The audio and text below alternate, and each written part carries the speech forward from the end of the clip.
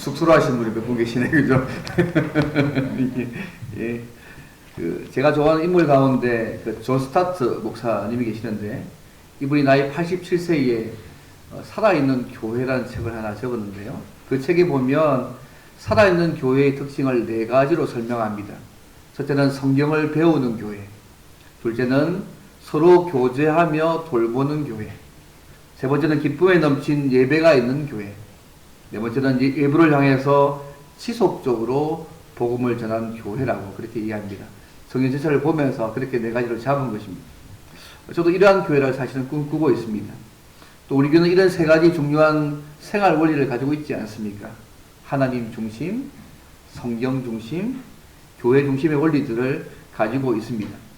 특히 오늘 말씀을 통하여서 주의 몸된 교회가 세워진 지가 어쨌든 이제 10년이 지나갔는데 10년 동안 주의 몸된 교회를 위해서 수고하고 애쓰고 또 이런 교회를 함께 세워가기 위해서 애를 쓰신 성도님께 감사함을 드립니다. 어쨌든 특별히 오늘 말씀을 통하여서 주의 전을 사모하는 열심으로 주님이 하신 이 행동의 모습을 보면서 우리가 주의 몸된 교회를 어떻게 섬겨야 될지를 또 함께 생각해 보는 시간을 가지기 원합니다. 크게 2가지인데요. 첫째는 뭐냐 하면 예수님은 성전 회복을 위해서 오신 분임을 기억해야 합니다. 오늘 본문은 여러분이 잘 아는 예수님께서 예루살렘 성전을 깨끗하게 하신 사건입니다. 다른 말로 성전 소위 청결 사건이라고 부른 사건입니다. 오늘 본문에 나오는 이 성전 청결 사건은 마태복음이나 마가복음이나 누가복음에도 나타나는데 좀 다릅니다. 공관복음에 나오는 성전 청결 사건은 예수님께서 십자가 지시기 직전에 6월절 음식을 잡수시기 전에 행하신 일들인데요. 그러나 오늘 본문에 요한복음에 나타난 이 사건은 예수님이 공생애를 시작하실 때 행하신 일입니다. 어쨌든 예수님이 성전을 청결하게 하신 이 사건들이 예수님의 공생의 기간 동안 딱 2번 있었거든요. 특별히 오늘 요한복음에 나타나는 이 성전 청결 사건을 함께 좀 생각해 보기를 원합니다.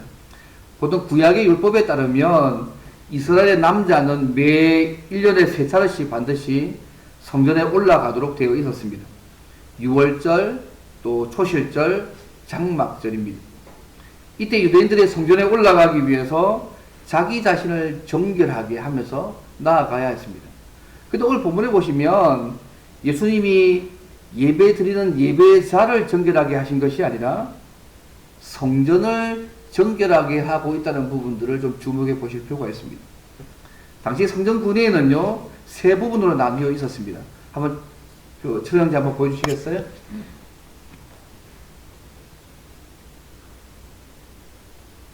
보시면 성소와 지성소가 있고 중간에 보시면 이스라엘의 뜰이 있고 유대인 뜰이 있고 여인의 뜰이 있고 이방인의 뜰이 이렇게 성전이 보통 3부로 나눠져 있었거든요. 제 안쪽 부분에는 이스라엘 뜰, 유대인 남자들 뜰, 이곳은요 혈통 유대인 남자들과 이방인 남자 개종자들이 들어갈 수가 있었습니다. 그리고 여인의 뜰은 유대인 여자들이 들어갈 수 있었습니다. 그리고 제일 바깥쪽 부분에 이방인의 뜰이 있지 않습니까? 이 이방인의 뜰은 하나님을 믿기는 하지만 아직 할례를 받지 않은 이방인들이 하나님을 경외하는 자들이 들어갈 수 있었습니다. 그 다음 그림 한번 보십시오. 좀 더 입체적으로 이렇게 되는 그림을 좀 요 흐름들 속에 있었습니다.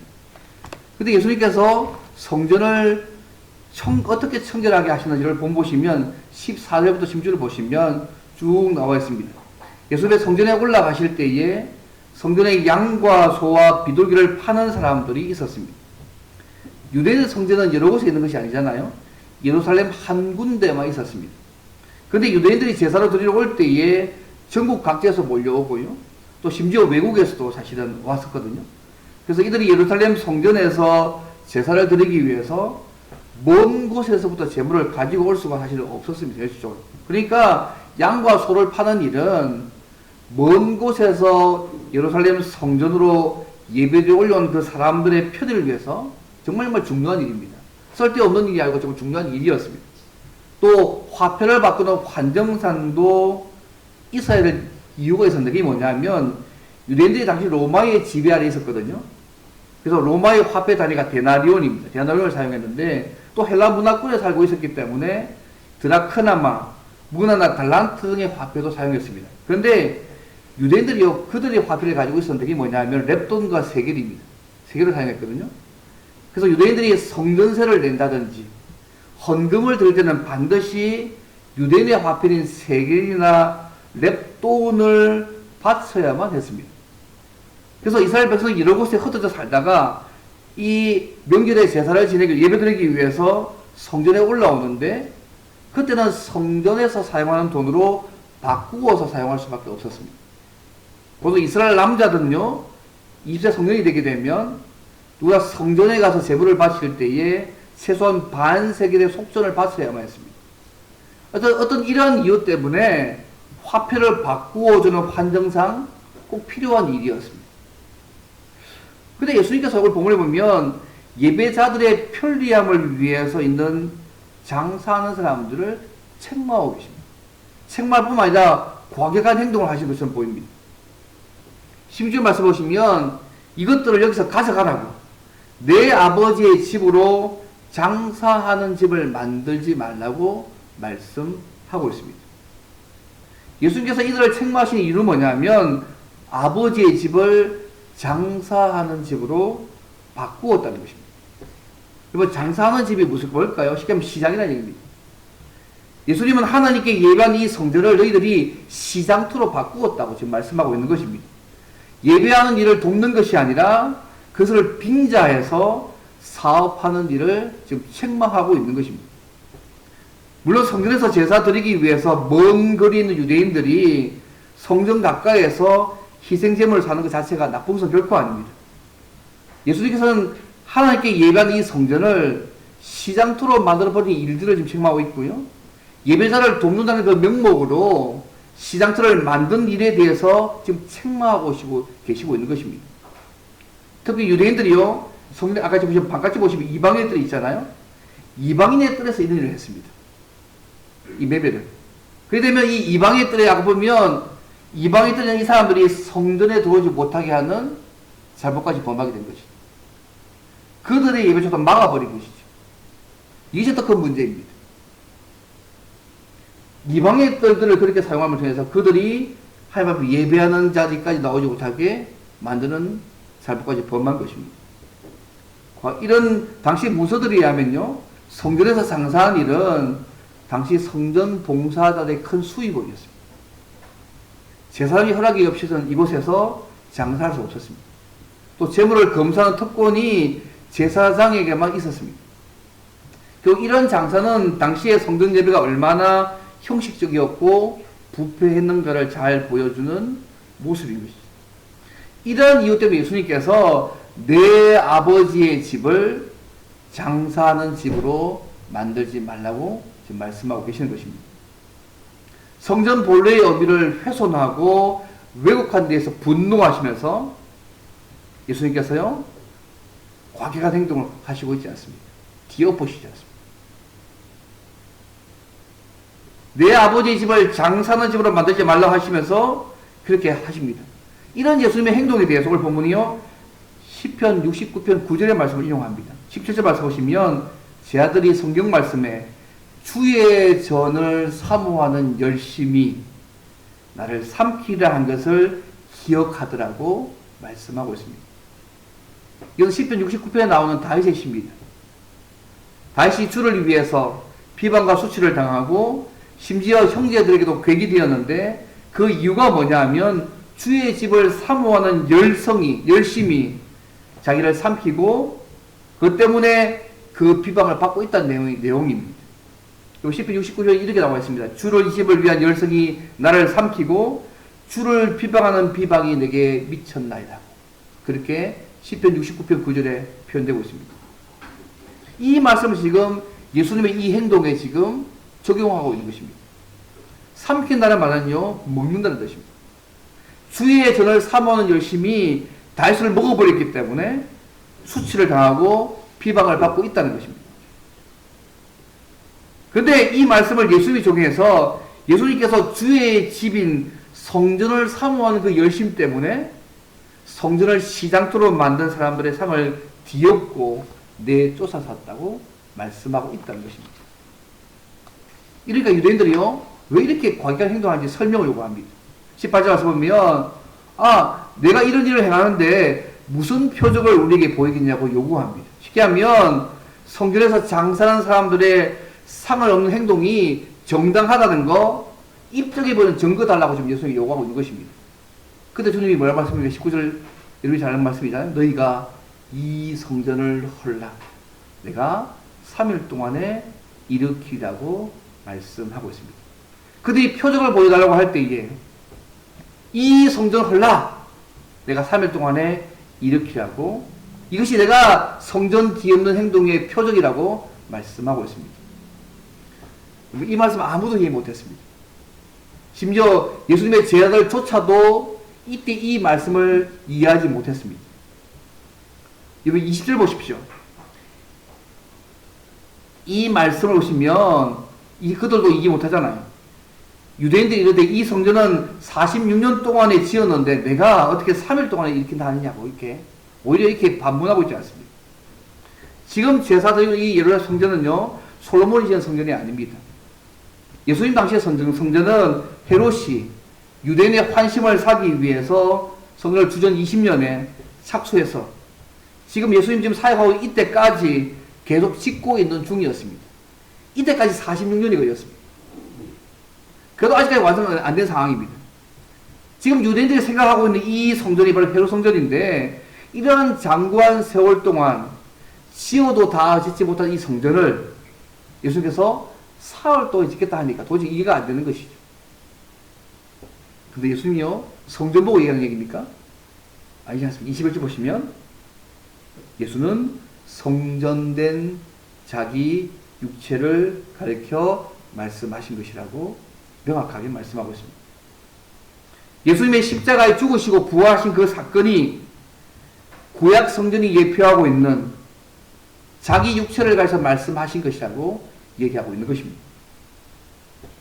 예수님이 이 성전을 헐라, 내가 3일 만에 이렇게 한 이 말씀은 예수님이 십자가에 죽으시고 부활하심으로 성전의 진정한 의미를 회복시키시겠다는 말씀입니다.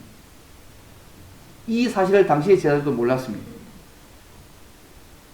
사도 요한이요, 이 말씀에서 22절에서 이렇게 얘기합니다.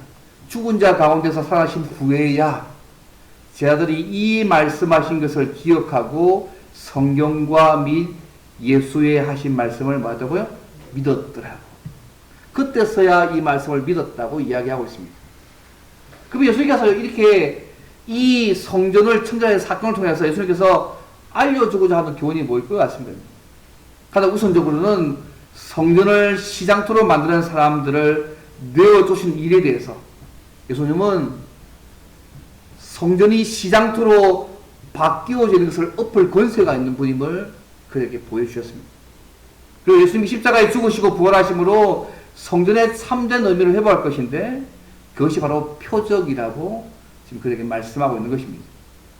이것이 예수님께서 성전을 청결케 하신 사건의 중요한 의미입니다. 한마디로 예수님은요, 이 땅에 왜 오셨느냐? 성전을 회복하기 위해서 오신 분이십니다. 이제는 짐승들이 아니라 예수님 자신이 죄 때문에 불태움이 예수님 죽음으로 대체되어지고 옛 성전이 예수님이 대체되어지는 그런 새로운 성전 회복을 위해서 오신 분이 예수님이라는 것을 이 사건을 통해서 보여주신 것입니다. 여러분, 구약의 가장 중요한 성전의 의미가 뭔가요? 하나님이 그곳에 임재하시고 교제하신다는 거 아니에요? 성전 제도를 주신 이유가 뭐냐 하면 언약의 약속된 그 복을 누리고 결국 하나님 나라를 세우도록 하기 위해서 성령을 주셨거든요. 근데 예수님께서요, 여러분 아세요? 십자가에 달려 죽으실 때 성소의 규장이 위에서부터 아래까지 찢어져서 둘이 되는 걸 통해서 성전의 진정한 의미를 성취하셨습니다. 이는 더 이상 제사장의 중보나 제물을 통해서 하나님께 가는 것이 아니라 예수님을 믿음으로 자유롭게 어떤 시공간의 제약도 받지 않고 하나님 앞에 나가서 교제할 수 있게 된 것입니다. 예수님이 십자가에 죽으시고 부활하신 이 사건이요, 바로 구약의 성전이 의미하는 바대로 하나님이 그들과 함께 계시고 교제하시는 것을 보여주시는 분명한 사건입니다. 예수님이 십자가에 죽으심을 이런 짐승의 피가 아니라 예수님의 이름을 믿음으로 하나님과 교제하게 되었습니다. 구약에서 성전이 의미하는 하나님과 임재를 이제는 예수님 안에서 우리가 경험할 수 있습니다. 그리고 예수님 안에서 하나님 나라를 우리의 삶을 통해서 세워갈 수 있습니다. 더 이상 성전에서 제물이나 환전할 필요도 없이 예루살렘 성전은 한 제한된 장소가 아니라 예수님을 믿음으로 자유롭게 교제하며 천국의 복을 누리며 천국 나라를 건설해 갈 수 있다는 부분들을 주님이 이 사건을 통해서 알려주시고 있는 것입니다. 그래서 예수님께서 성전을 깨끗하게 하는 의미는요, 이것 때문이십니다. 우리는 예수님을 믿음으로 하나님께 언제 어디 있든지 시간과 장소에 구애받지 않고 예수님 안에서 하나님과 교제할 수 있습니다. 또 예수님 안에서 하나님 나라를 세워가는 일에 언제든지 참여할 수 있습니다. 예수님은 구약의 성전이 가지고 있는 예표의 의미를 회복하기 위해서 이 땅에 오셨음을 보여주시기 위해서 오늘 성전을 깨끗하게 하셨다는 것입니다.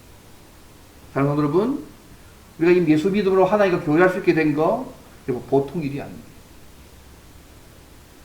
감히 상상할 수 없는 일인데 지금 우리가 예수님을 믿음으로 하나님과 교제할 수 있게 된 것, 그분 앞에 예배할 수 있게 된 것, 감사하고 찬양할 수 있게 된 것, 날마다 감사와 감격을 가지고 이 일들을 하시면 좋겠습니다. 날마다 예수님을 통해서 하나님과 진한 만남의 교제를 하시면 좋겠습니다. 여러분, 살아계신 하나님을 생생히 누리고 계십니까? 그거 하라고 예수님 오셨습니다. 그거 누리셔야 됩니다. 나이가 들어가면 점점 더 깊게, 과거보다 더 진하게 주님과의 교제가 더 깊어져야 됩니다. 그리고 그 하나님과 친밀한 교제뿐만 아니라 하나님이 주시는 은혜를 풍성하게 누리는 저와 여러분 되면 좋겠습니다. 이 첫 번째입니다. 그럼 두 번째로요, 예수님이 성전 회복을 위해서 오셨다면 그럼 신자인 우리는 이제 어떻게 살아가야 될까? 그 부분들을 오늘 두 번째 다룹니다. 주의 전을 사모하는 열심으로 예수님처럼 교회를 교회되게, 성도를 성도답게 만들도록 함께 힘써야 됩니다. 주의 전을 사모하는 열심으로 예수님처럼 교회를 교회답게, 교회되게, 성도를 성도답게 만들도록 함께 힘써야 하는 것이 두 번째입니다. 사실 오늘 우리가 드리는 예배당, 이 교회당은요, 구약시대의 성전은 아니지 않습니까? 이미 성전 되신 예수님께서 구약의 성전을 허시고 완전한 성전이 되어 주셨기 때문에 오늘 이 예배당이 성전은 아닙니다. 우리 성전과 교회당은 여러 번 다릅니다. 그렇다고 성전과 교회가 전혀 관계없다는 말씀은 아닙니다. 신약시대에 와서는 우리가, 그죠? 예수 믿는 모든 백성들이, 예수 믿는 모든 사람들이 교회입니다. 여러분 믿으시죠? 우리가 교회입니다. 구약의 성전은 없어졌지만 예수님께서 십자가에 죽으시고 부활하셔서 구약의 성전을 성취하고 난 이후에는 예수님 안에서 하나님과 교회하는 성도들이 모여서 교회 공동체가 형성되어지고 지역 교회들이 세워졌습니다. 이 교회 안에서요, 우리 함께 예배하고 말씀을 가르치고 복음을 전파하고 서로 교제하고 섬기고 하는 부분 자체가 믿음의 장성한 분이 이럴 때까지 그분 나라를 경험하고 이루어가는 일들을 함께 감당합니다. 근데 재미있는 것은 뭐냐면 이 지역 교회도요, 하나님이 동일하게 임재하시고 교제하시고 그 일을 가능하게 하신다는 것이 중요합니다. 여기 말씀 기억나세요? 예수께서 교회의 권위에 대해서 말씀하기를 마태복음 18장 20절 말씀에 두세 사람이 내 이름으로 모인 곳에는 나도 그들 중에 있느니라. 권징을 이야기하면서 얘기를 하고 있거든요. 구원받은 당신의 백성들이 모여가지고 예배하고 말씀을 가르치고 교제하고 그렇게 살아있는 그곳에 하나님이 임재해 계신다고 말씀하고 있는 것이죠. 구약의 성질이 좀 다르지만 동일하게 하나님께서 우리 가운데 임재해 가시는 것이죠. 또 더 중요한 것은요, 고린도서 3장 16절 말씀 기억나세요? 너희는 너희가 하나님의 성전인 것과 하나님의 성령이 너희 안에 계신 줄을 알지 못하는가. 예수 믿는 사람들이 하나님의 성전이고 그 성전에서 우리 안에 거하신다고 말씀하고 있는 것이죠. 물론 오늘날 교회에서요, 예수님 당시처럼 비둘기 파는 사람이나 돈 받고 주는 사람들이 있어 장사하는 거 아니지 않습니까? 그런데요, 다른 모습으로 교회의 본질을 훼손하고 이익 공동체를 만들고 사람들과 교제하는 장소로 바꾸는 모습들을 많이 많이 보여줍니다. 말도 많고 탈도 많은 교회의 모습을 통해서 그분이 원하지 않는 교회의 모습을 많이 많이 보입니다. 뭐 비둘기하지는 않지만 그때와 다르게 이런 모습을 가지고 있는 것이죠. 때로는 교회를 사회 봉사활동을 위한 장소로 이해한 사람들도 있습니다. 물론 교회가 복음을 전파하는 접촉점으로 부부적 이런 모습을 볼 수 있을지 모르겠지만 교회는요, 하나님을 예배하고 복음을 전파하고 비와 서로 교제하고 섬기고 하나님께 영광을 돌리는 것이 가장 우선적인 과제라는 것을 기억해야 합니다. 예배 공동체로서의 모습을 회복하는 일이 가장 힘써야 할 일이라는 것을 생각할 필요가 있습니다. 교회는 그냥 주어진 것이 아닙니다. 우리가 하나님 예배드리고 복음을 전파하고 하나님의 영광을 돌리고 또 우리가 주님처럼 서로 사랑하고 섬기고 세워가는 일들을 하는 공동체로 세워질 필요가 있습니다. 예수님 당시 성전이요, 하나님을 예배하면서 오실 예수님을 예표하면서 예수님을 기다리게 하는 기능을 수행하기보다는요, 시장토로 만든 것을 주님께서 보시고 분노하시고 상을 엎으셨습니다. 원래 성전의 그 의미를 훼손했다는 얘기죠. 이런 주의 전을 사모하는 거룩한 열심이 예수님을 온통 살고 있었기 때문에 가능한 일이었습니다. 우리가요, 성령께서 거하시는 전입니다. 함께 거룩한 성전으로 세워져 가고 있는 중이지 않습니다. 과거에 이런 형태, 이전에 예수는 성취되어 있었으니까, 그러니까 이제는 우리는요, 다른 모습으로, 주의 전을 사모하는 열심으로 예수님처럼 교회를 교회답게, 성도를 성도답게 만드는데 함께 힘쓰는 모습으로 주의 전을 사모하는 열심을 품어야 될 것입니다. 안도현 시인의 이런 시가 제가 자주 인용하는데요. 연탄 한 장. 그것이 뭐 이런 말이 있지 않습니까? 삶이란 나 아닌 그 누군가에게 기꺼이 연탄 한 장 되는 것. 온몸으로 사랑하고 나면 한 덩이 재로 쓸쓸하게 남는 것이 두려워서 여태껏 나는 그 누구에게도 연탄 한 장도 되지 못하였네. 시가 있습니다. 저도 보는 시인데요. 여러분, 이 주변 모든 사람들에게 그가 주님 만날 수 있도록 희생과 헌신하면서 연탄 한 장이 되시는 사람들 살고 계시는 거 아닙니까? 그죠? 저희 교인들은 그런 많이 살고 있다고 생각합니다. 예수님은 어떤 면에서 우리를 위해서 자기 전체를 다 주신 분이니까 연탄 한 장이 되신 분이십니다. 어떤 의미에서. 그분은 자신을 다 태워서 우리를 살리셨습니다. 이제 우리가 그 연탄 한 장이 되어야 할 때인 것 같습니다. 이제 내가 사는 것은 나의 삶은 나 자신을 위한 것이 아니라 나를 위해서 목숨을 버리신 그분을 위해서 사는 것입니다. 그분이 내 안에서 사는 것입니다. 바로 2장 20절의 말씀처럼 하나님과 그분이 사랑하신 교회와 잃어버린 영혼들을 위해서 연탄 한 장이 되어져서 우리 자신을 태우는 우리 모두가 될 필요가 있습니다. 말씀을 맺겠습니다. 다른 성도 여러분, 존 스타트 목사님이 말한 성경을 배우며 말씀대로 사는 교회, 서로 교제하며 서로 돌보는 교회, 기쁨이 넘친 예배가 있는 교회, 외부를 향해서 지속적으로 복음을 전하는 교회를 이모두 꿈꾸고 있습니다. 지난 10년 동안 이런 교회를 이루려고 예서신, 장로님의 모든 성도께 다시 한번 감사의 말씀을 드립니다. 10년 동안 하나님 은혜로 여기까지 왔습니다. 근데 목회자인 저희 입장에 보게 되면 때로는 제 인간적인 한계 때문에 이런 교회의 모습을 잘 이루지 못한 것 같아서 죄송할 때가 많습니다. 그러나 우리가요, 지난 10년 돌아보고 앞으로 10년을 바라보는 상황에 있으니까 우리가 서로 잘하는 부분을 도와서 주님이 원하시고 꿈꾸시는 그 교회를 세워가는 일에 함께 꿈을 가지고 서로 섬기고 봉사하고 희생하고 참여하는 성도들이 되면 좋겠습니다. 앞으로 10년, 앞으로 20년요. 이것은요, 주님의 교회니까. 주의 저를 사모하는 열심을 가져서 주님처럼 교회를 교회되게 만들고 성도를 성도께 만들어가는 일에 함께 힘쓰는 것이 필요한 것 같습니다. 바로 이것이 예수님께서 가지셨고요, 구약시대에 다윗이 가졌던 주의 전을 사모하는 열심을 가지는 삶의 모습이라고 생각합니다. 때로는 이 일 때문에 다윗과 주님처럼 반대받을 수 있습니다.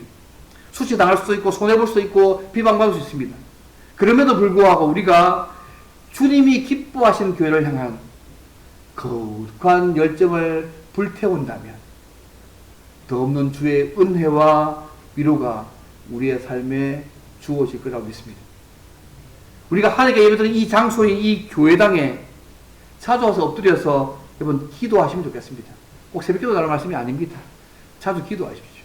우리 최대한 기도할 일을 쓰고 있는데 많이 그것이 10일에 기도하는 무릎이 되면 좋겠습니다.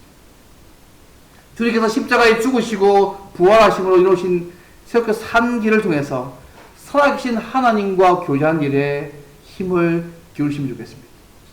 말씀과 기도로 그분 닮아가는 길에 교제를 많이 하십시오. 우리가 하나님의 성령이 가는 성령이기 때문에 하나님의 거룩을 닮아서 성령의 열매를 맺는 사람들을 많이 살아가시면 좋겠습니다. 우리가 함께 주님의 성령으로 지워져 가는 사람들이지 않습니까? 이것을 표현하면 우리 그런 사람들입니다. 그래서 교회를 돌아보시면서요, 무엇이 부족한지, 내가 도와야 할 부분이 무엇인지 살펴보고 힘이 닿는 데까지 섬겨보시면 좋겠습니다. 교회 어떤 분이 부자가 보이면요, 그것은 보인 사람이 먼저 하셔야 됩니다. 이거 하자고 말하기 전에 보인 사람이 먼저 하시고 동참을 요구하십시오. 그건 보인 것도 은혜가 아니겠습니까? 그죠? 아무의 보인이 아닌 건데 볼 수 있는 영적인 은혜가 있는 것이지 않습니까? 그래서 어쨌든 교회를 돌아보면서 무엇이 부족한지, 내가 도와야 할 부분이 무엇인지를 늘 살펴보고 힘이 나는 데까지 우리를 섬겨보시기를 바랍니다. 그러면 세상 사람들이 알지 못하는 신비하고 놀라운 세계를 우리의 삶 가운데, 교회의 삶 가운데 하나님이 누리게 하실 것입니다. 우리가 이런 모습을 회복하며 예를 쓸 때에 교회 설립 10주를 맞는 우리 교회 성도들이 서로 교제하고 돌보며 우리 교회 주비가 지역사회를 위해서 봉사하고 복음을 전하며 우리 각자가 삶의 어떤 영역에 머물러 있든지 간에 하나의 통치를 이 땅에 이루어가는 삶들을 살 수 있을 것입니다. 자, 성도 여러분, 예수님처럼 주의 전을 삼아오는 열심으로 교회를 교회되게, 성도를 성도롭게 만드는 데 힘을 쓰심으로 날마다 하나님의 기쁨이 되시고 그분의 은혜를 풍성하게 누리는 저와 여러분 되시기를 주님으로 바랍니다. 자, 함께 기도하겠습니다. 하나님,